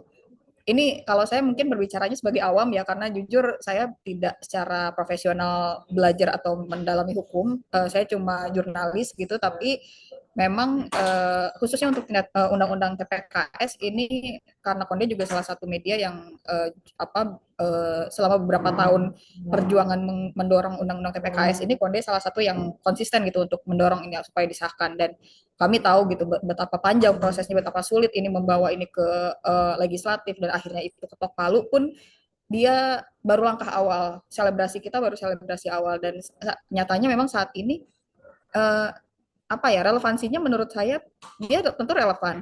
Tapi kan pertanyaannya apakah dia sudah diimplementasikan dengan baik khususnya oleh aparat, oleh penegak hukum dan bagaimana kemudian aturan turunannya ini bisa dilanjutkan gitu karena kan yang kita lihat undang-undang TPKS ini belum punya banyak aturan turunan yang kemudian bisa dilakukan untuk memperkuat gitu undang-undang ini penggunaan undang-undang ini untuk penanganan kasus juga yang lagi-lagi kami lihat di Konde gitu ya ketika kami membuat artikel-artikel atau meliput tentang kasus kekerasan berbasis gender, kekerasan terhadap perempuan, femisida dan segala macam ini kita tahu kita sebagai masyarakat maupun sebagai ahli hukum kita tahu ada undang-undang TPKS.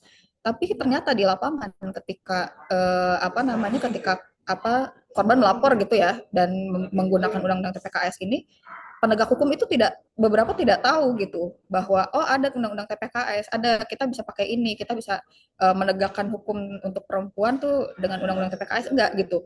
Nyatanya penegak hukum itu masih banyak yang menggunakannya justru undang-undang lain yang mungkin justru tidak relevan atau justru bahkan ketika ditanya tentang undang-undang TPKS dia tidak tahu gitu bahwa kita punya undang-undang yang khusus mengatur tentang tindak pidana kekerasan seksual kan itu yang jadinya miris ya ini kita susah payah jalannya panjang untuk mendorong undang-undang TPKS supaya hadir dan menjadi landasan hukum yang spesifik untuk kasus-kasus yang spesifik terhadap perempuan tapi kemudian dia tidak digunakan oleh penegak hukum ya karena mereka tidak tahu gitu dan mereka tidak mau menggunakan itu kan jadi pertanyaan jadi apakah dia masih relevan masih tapi pertanyaannya apakah penegak hukum mau menggunakan itu alih-alih menggunakan hukum yang justru makin menyudutkan korban atau perempuan sebagai korban gitu kan itu yang perlu diperhatikan jadi aturan turunannya itu kemudian juga kita juga lagi-lagi kita harus memastikan gitu ya mekanisme-mekanisme yang berkaitan dengan perlindungan korban dan keadilan terhadap korban ini harus harus lebih spesifik bahwa ini tuh kasus-kasus yang spesifik terjadi pada perempuan. Kita tidak bisa menyamakan dia misalnya misalnya menggunakan undang-undang KUHP atau menggunakan regulasi-regulasi lain yang mungkin secara umum memang dia digunakan tidak terlalu salah juga tapi lagi-lagi balik lagi ini termasuk terutama femisida ya. Ini kasus yang spesifik ya dia terjadi kepada perempuan dan motifnya adalah karena dia perempuan. Ini kan nggak bisa menggunakan landasan hukum yang sama semua dipukul rata gitu. Kalau dari pandangan awam ya saya nggak tahu mungkin dari ahli hukum mungkin ada objektif yang berbeda tapi kalau menurut saya seperti itu bahwa kasus-kasus yang spesifik terhadap perempuan ini penanganannya tidak bisa sama persis seperti kasus-kasus kriminal yang lain apalagi tadi misalnya kenapa kemudian kita punya undang-undang TPKS kan karena kasus kekerasan seksual ini pembuktiannya pun berbeda dari cara pembuktian kasus-kasus kekerasan yang lain gitu. Ini yang harus dicatat gitu bahwa ya kita perlu aturan undang-undang atau peraturan turunan yang spesifik mengatur hal tersebut karena ini nggak bisa kemudian kita menggunakan cara-cara yang sama dan akhirnya menggunakan cara yang sama pukul rata untuk kasus-kasus berkaitan dengan perempuan, termasuk femisida, itu nanti bisa jadi backlash, malah akan merugikan perempuan dan mengorbankan lagi perempuan, reviktimisasi gitu. Jadi itu sih kalau saya rasa yang harus dipastikan gitu. Baik, terima kasih. Jadi sebetulnya ini kan soal implementasi kan.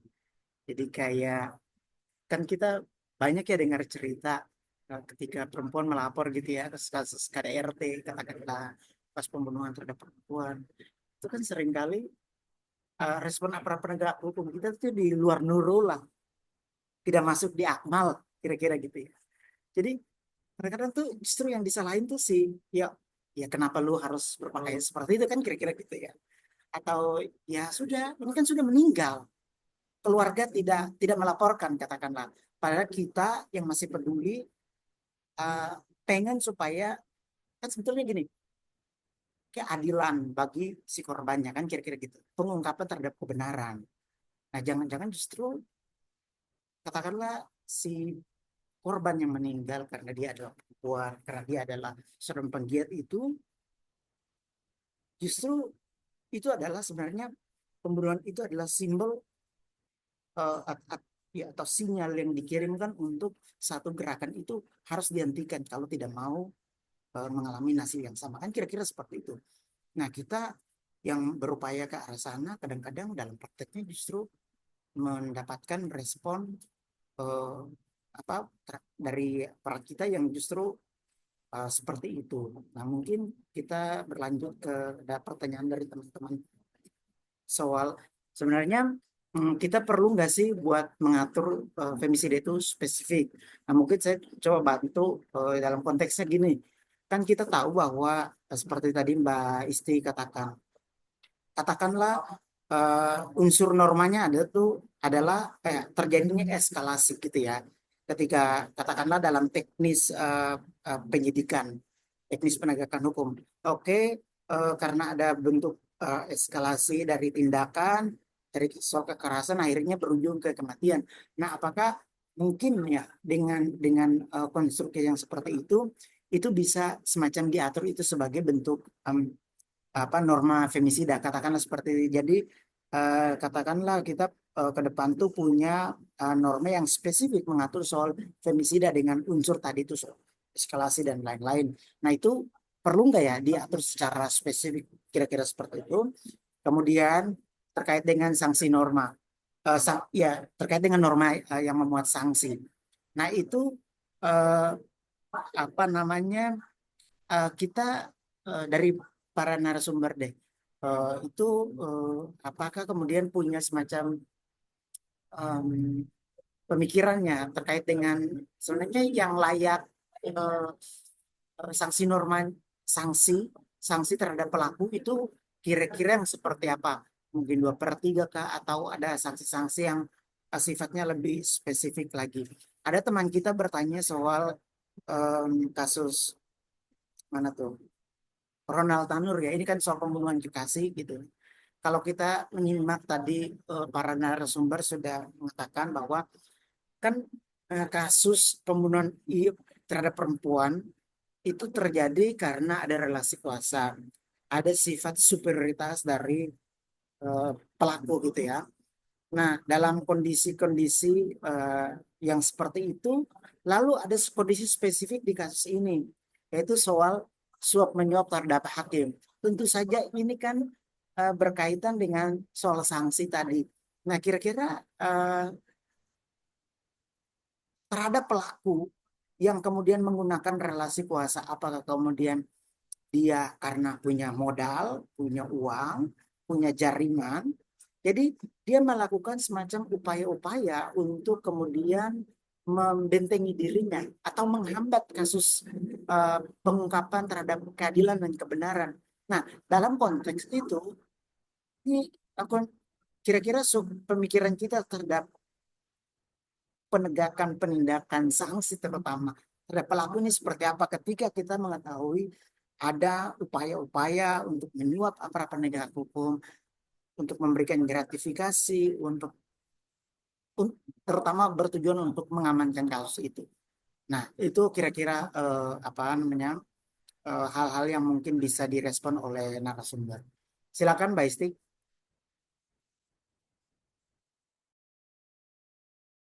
Baik, mungkin yang pertama adalah apakah perlu aturan khusus tentang femisida? Jika itu memungkinkan sangat perlu, karena ini akan sangat berbeda antara pembunuhan biasa dan pembunuhan femisida. Ada motif apa ya, lebih besar daripada pembunuhan biasa.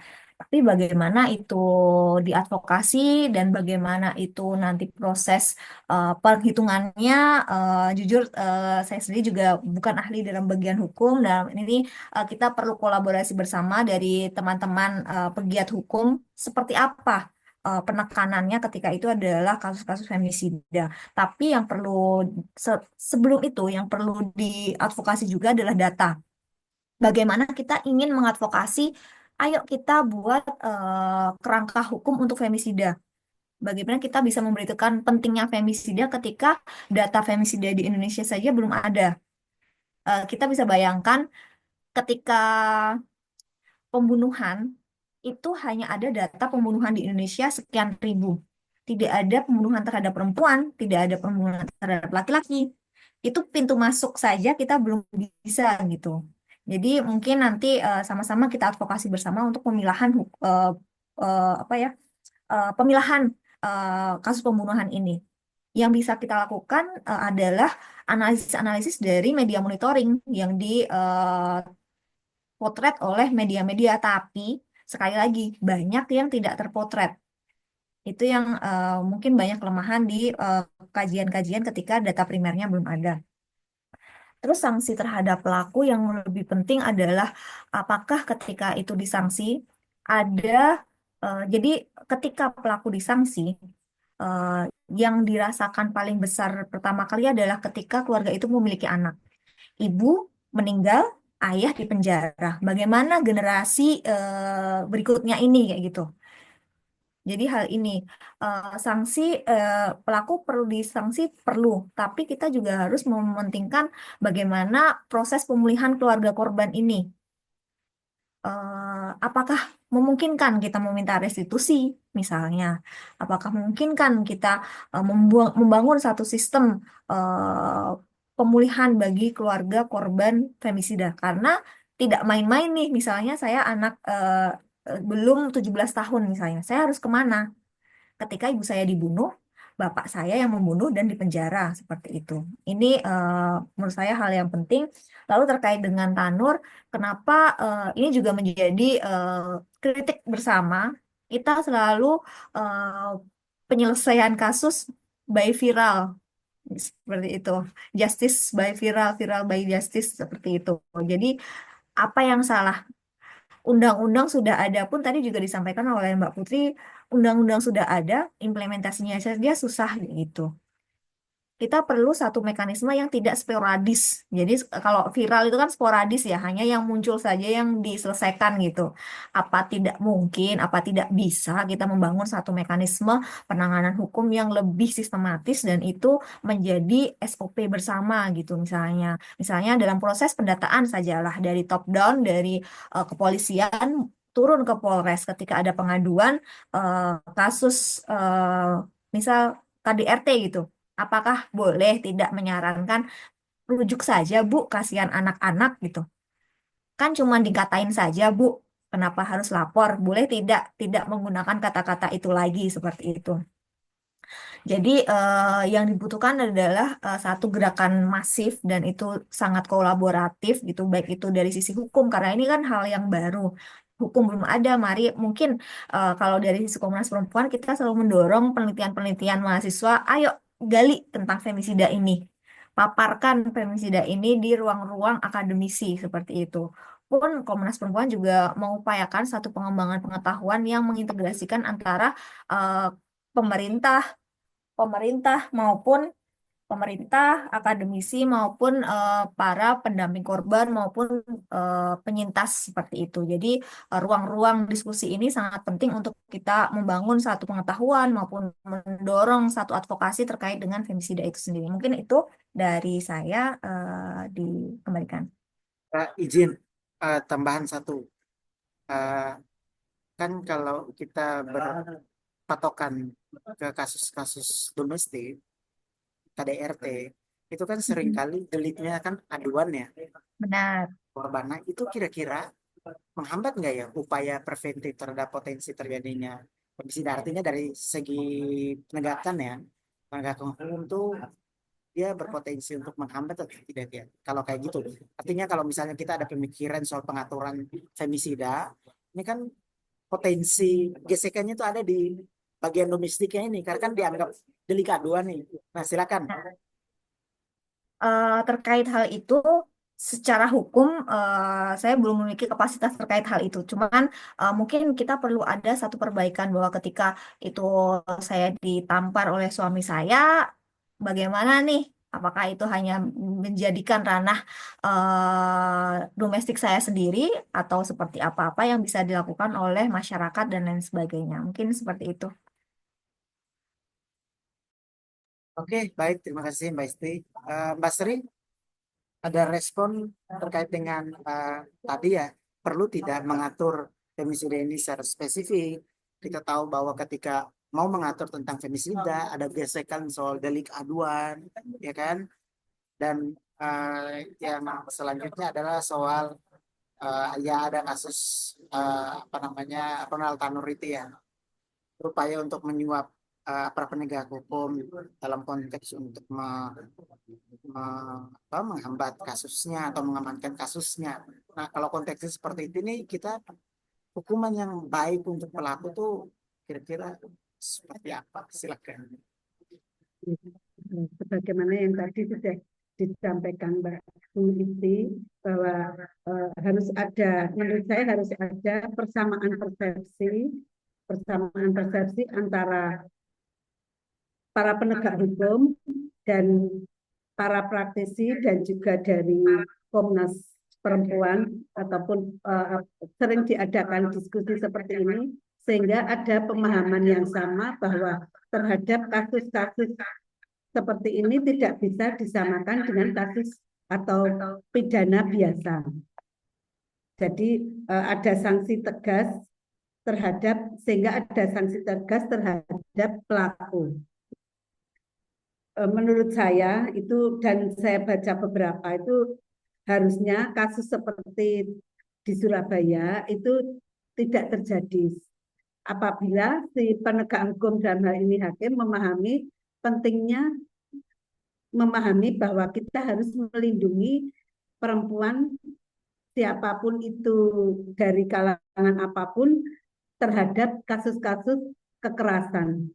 Nah, itu harus ditanamkan dari kecil, maksudnya pemahaman itu harus dari mahasiswa, itu dimasukkan pelajaran seperti itu sehingga ada rasa empati bahwa kita apabila itu terjadi pada hakim yang menangani itu bagaimana. Nah, apa itu hal semacam itu harus ditanamkan sejak dini karena saya lihat beberapa kasus seperti itu, terus kasus perkosaan itu orang korban itu takut untuk melaporkan.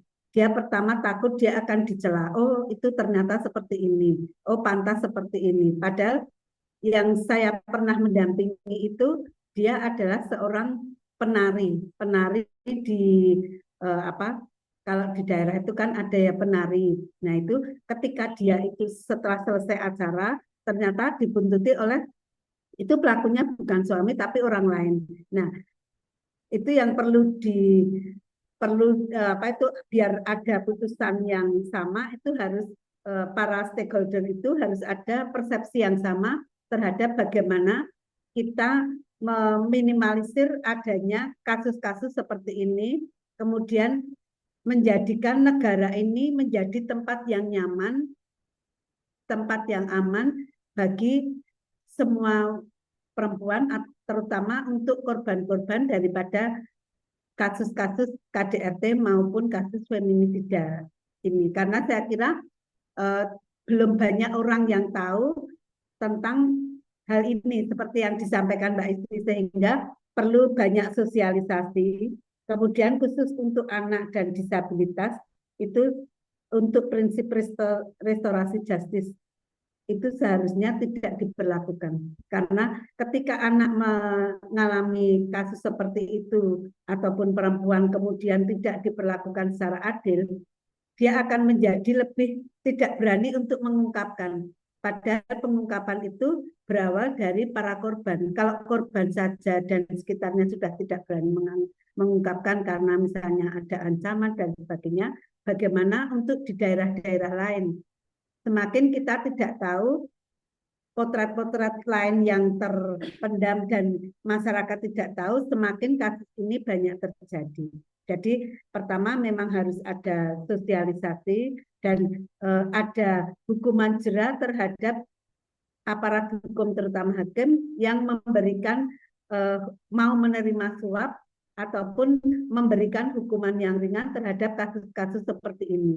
Setidaknya untuk meminimalisir terjadinya kasus-kasus terhadap perempuan dan anak. Barangkali ini Mas. Terima kasih Kak Salsabila, silakan. Iya, lagi-lagi ya poin saya kurang lebih mirip ya dengan Mbak Isti dan Mbak Sri, tapi intinya ya apa namanya, kalau misalnya tadi bicara tentang apakah penting gitu ya, seberapa penting itu mengatur kejahatan femisida ini dalam hukum, saya rasa penting sekali ya karena tadi yang dibilang bahwa femisida dan kasus-kasus kekerasan berbasis gender itu kan spesifik gitu. Kalau kita bicara femisida dari perspektif pembunuhan yang umum gitu yang seperti tadi homicide, kita nggak bisa jangan-jangan kita tidak akan bisa memutus rantai ini gitu karena kita akan melihat itu sekedar pembunuhan yang korbannya adalah perempuan gitu. Sedangkan kan itu tidak bisa tidak bisa disamakan ya karena tadi lagi-lagi ada pembunuhan yang memang korbannya perempuan tapi bukan karena dia perempuan, dan femisida ini terjadi karena dia perempuan gitu, bukan karena misalnya pembunuhan karena motif-motif lain atau apa enggak, tapi dia perempuan dan dia dibunuh karena itu kan tidak bisa ditangani dengan cara yang sama seperti pembunuhan yang umum yang mungkin bukan femisida gitu. Tapi ya lagi-lagi memang kita perlu berangkat dulu dari pendataan yang baik mengenai kasus femisida ini sendiri. Ya kita mungkin punya data tentang pembunuhan secara tahunan gitu di Indonesia ada berapa, tapi bahkan mengklasifikasikannya dengan mana yang korbannya perempuan, mana yang korbannya laki-laki gitu, mengklasifikasikan gendernya itu aja kita belum beres. Belum lagi kita harus mengklasifikasikan lagi dari yang korbannya perempuan, ini mana yang femisida gitu, mana yang bukan. Kita perlu membreakdown itu dulu. Kalau saya rasa kita bisa mulai harusnya dari situ dulu ya. Apalagi tadi seperti yang mungkin sudah disampaikan juga bahwa kita sangat minim data. Kita sangat minim data tentang femisida gitu. Kalaupun ada ya laporan-laporan itu ada dari teman-teman aktivis, dari NGO, dari komunitas yang memang mendata laporan-laporan kasus gitu yang itu juga mungkin bahkan tidak semuanya yang terdata kan karena itu lagi-lagi melihat apakah ini viral atau tidak, apakah ini kemudian terlaporkan atau tidak, apakah kita melihat apakah kasus ini betulan femisida atau bukan, itu kan butuh research yang lebih jelas lagi tuh bagaimana kita bisa melihat data femisida ini secara lebih komprehensif, dan ini lagi-lagi akan sangat baik ketika misalnya ini kita punya data nasional tentang ini yang diupdate terus-menerus gitu secara berkala, secara mungkin tahunan, dan kita punya catatan tahunan tentang ini yang harus kita bisa mulai dari situ dulu gitu karena lagi-lagi kita kan kemudian bisa menentukan bagaimana kita mengatur ini dalam undang-undang ketika kita sudah tahu seberapa daruratnya, walaupun memang kita tahu ini darurat ya, tapi ada statistik yang kemudian menunjukkan bahwa ini tuh urgent dan kita harus mengatur ini secara khusus gitu. Itu satu. Kemudian ya harapan mengenai sanksi, saya rasa sih maksudnya yang penting bahwa sanksi ini bukan cuma istilahnya bukan cuma tentang membuat pelaku jera itu satu hal, tapi juga memutus sanksi membuat pelaku jera oke satu hal, tapi apakah dia kemudian membuat orang lain juga merasa bahwa femisida ini tidak boleh dilakukan lagi gitu, jangan sampai ini terjadi lagi. Saya rasa seperti itu untuk sanksi. Kemudian untuk yang kasus Ronald Tanur itu juga sangat disayangkan ya ketika diputus bahwa dia bebas. Ini berarti kita memang sangat banyak error di sistem hukum kita ya, lagi-lagi karena tadi kenapa kemudian bisa dibebaskan, bahkan untuk istilahnya bukan untuk membahas femisidanya pun dia sebagai pelaku pembunuhan itu kan seharusnya sanksinya lebih dari itu dong. Apa dia bahkan sanksinya ya maksudnya sangat ya, untuk kejahatan yang dilakukan saya rasa itu sangat tidak sebanding gitu kan. Nah itu yang disayangkan, dan lagi-lagi kita harus lihat nih sistem hukum kita lalainya di mana gitu. Ya mungkin nanti apa namanya ini bisa dikaji secara hukum gitu oleh memang apa Bapak Ibu yang memang memahami soal ini. Saya sendiri sih sebagai masyarakat gitu ya posisinya, tapi intinya bahwa apa namanya kita lihat berarti di sini ada kondisi-kondisi yang harus diperbaiki gitu seperti itu untuk penegakan hukumnya. Kemudian tadi soal apa ya apalagi karena itu tadi ada suap gitu ya. Ini kan berarti apa namanya ada kekeliruan dong ketika harusnya hukum ini tidak bisa di apa namanya diintervensi gitu oleh suap atau bentuk-bentuk apa namanya kecurangan lainnya, tapi ini terjadi. Kemudian soal ini kan lewat sosmed gitu katanya yang paling ampuh. Iya, setidak setujunya pun saya tentang hal ini, maksudnya saya sih idealnya akan bilang bahwa ya sosmed itu kan sementara, ini sporadis, dan ini bukan sesuatu yang seharusnya kita lakukan terus-menerus. Tapi sayangnya memang kondisinya seperti itu gitu. Karena ya lagi-lagi ini sebetulnya kan tanda bahwa kenapa kemudian banyak kasus femisida, banyak kasus kekerasan yang diviralkan itu baru ditindaklanjuti ya itu kan jadi pertanyaan ya, kenapa dia baru ditindaklanjuti ketika viral dan ketika masyarakat menuntut lewat media sosial atau lewat mungkin media-media massa yang mengangkat hal tersebut. Kenapa harus menunggu itu gitu? Itu kan kemudian yang harus dipertanyakan dan dikritik gitu ya dari penegakan hukum di Indonesia itu. Karena apa masyarakat juga akhirnya melihat bahwa no viral no justice, tidak viral tidak ada keadilan. Dan ini kan yang memprihatinkan gitu. Jadi gimana? Apakah kita harus selalu memviralkan suatu kasus supaya dia ditindaklanjuti atau apa? Karena kan idealnya tidak seperti itu ya. Idealnya adalah kita punya mekanisme pelaporan yang ketika kita melapor akan ditindaklanjuti. Apakah kemudian nanti undang-undangnya atau peraturan yang digunakan itu seperti apa ya? Itu juga tentu akan sangat berpengaruh ya. Cuma ketika kondisinya seperti yang ada di Indonesia sekarang ini gitu, kebanyakan kasus, banyak sekali kasus gitu kan, apakah itu femisida atau kekerasan berbasis gender, kekerasan seksual, kekerasan terhadap perempuan dalam bentuk apapun, itu kebanyakan baru akan ditindaklanjuti ya ketika viral. Dan sebelum viral tuh biasanya mungkin korban sudah melapor, mungkin ada pihak-pihak yang sudah melaporkan ke penegak hukum, tapi tadi balik lagi dia tidak menindaklanjuti gitu, mengabaikan kasus tersebut, bahkan mungkin malah menempatkan korban sebagai pelaku.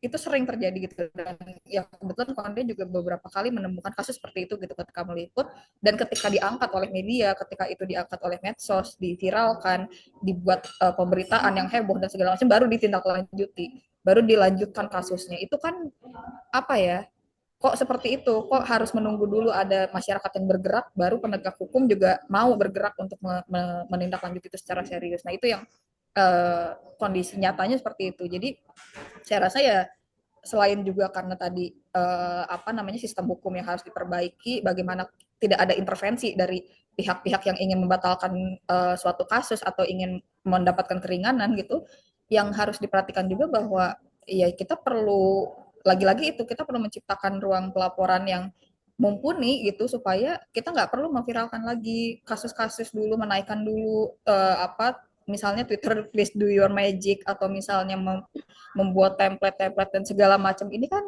nggak ideal ya. Berarti kan kita yang bertindak sendiri gitu, masyarakat bertindak sendiri, dan penegak hukum melakukan apa selain kemudian menindak apa namanya menindaklanjuti kasus itu hanya ketika dia viral gitu. Itu apa kita perlu mengkoreksi banyak hal di situ gitu sih Mas kira-kira.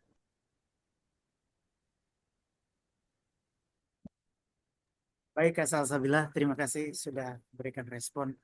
Nah, sebelum kita akan menutup diskusi ini dan juga saya akan coba untuk merangkum beberapa poin penting, saya mau mengajak teman-teman semuanya untuk on cam dulu, kita berfoto bersama.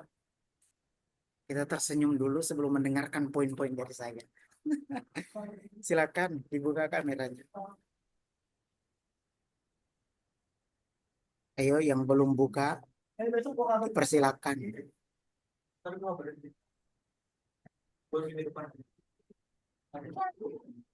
Oke, saya akan hitung ya 1 sampai 3. 1, 2, 3. Sekali lagi. 1, 2, 3.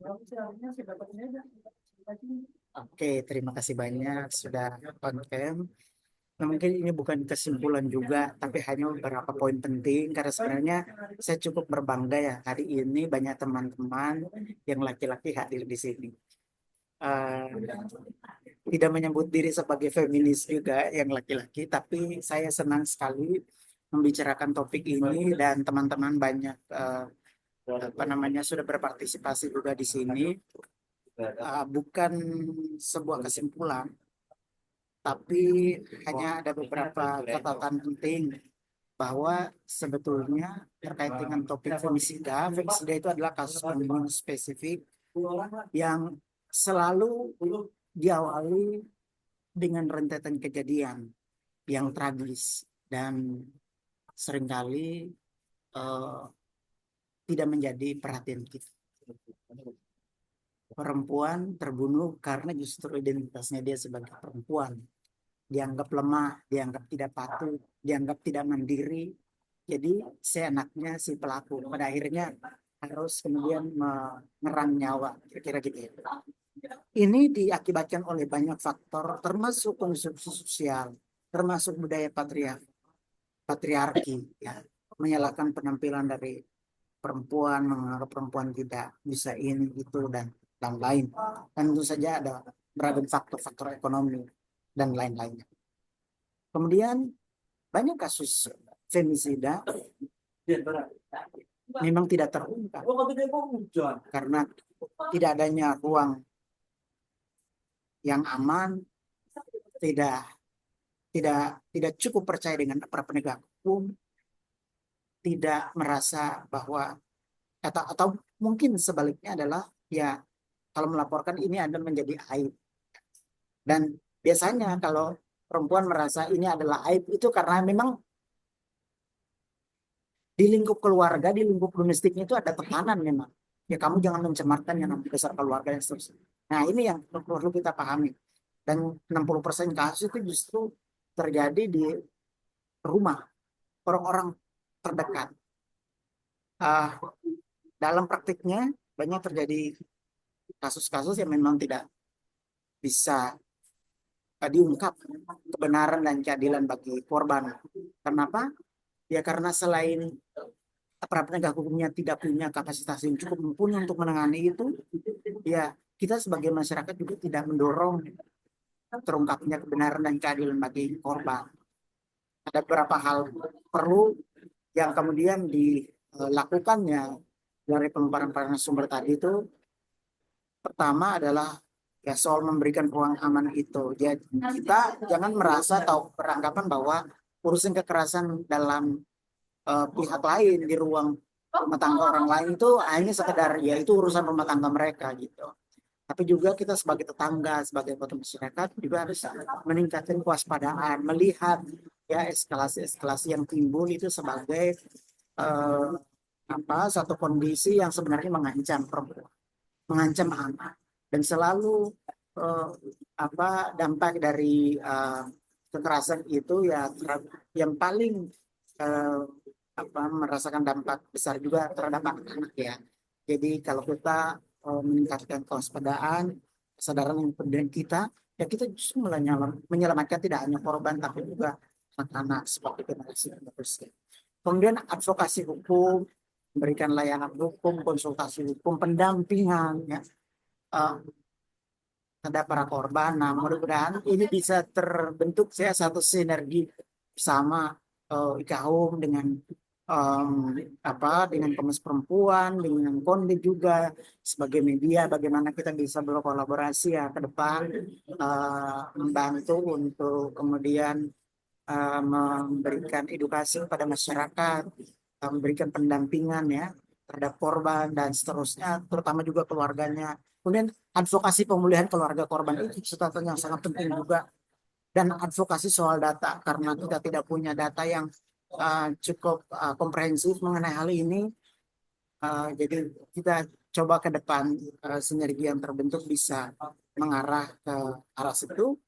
Mungkin itu beberapa ya catatan atau beberapa rangkuman yang sifatnya masih sangat awal ya. diskusi kita juga masih dalam bentuk mengenalkan aspek pengetahuan femisida ke rekan-rekan di Kohum Mbak Isti.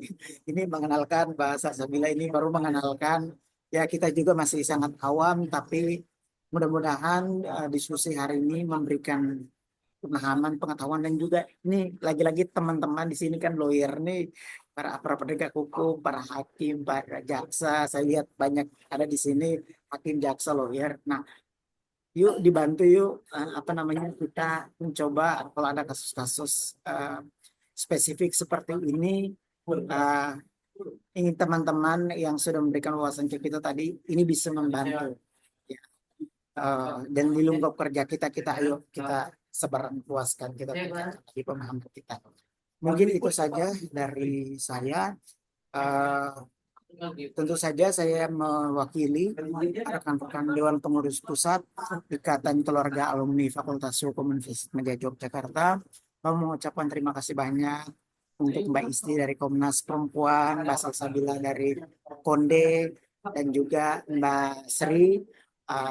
Mbak Sri adalah alumni kita juga, sudah berbagi pengetahuan, berbagi semangat, berbagi inspirasi di siang menjelang sore hari ini. Sekali lagi terima kasih banyak.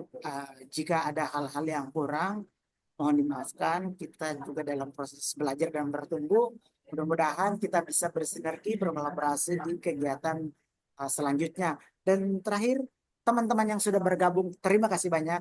Nanti materi dari para narasumber yang memberikan materi tadi akan kami share ke teman-teman. Sekali lagi terima kasih banyak. Sampai berjumpa di lain kesempatan, di lain waktu. Terima kasih. Terima kasih Mbak Isti, Mbak Salsabila. Izin, Terima Mas. kasih semuanya. Terima kasih. Terima kasih, Bu Nelas. Terima kasih.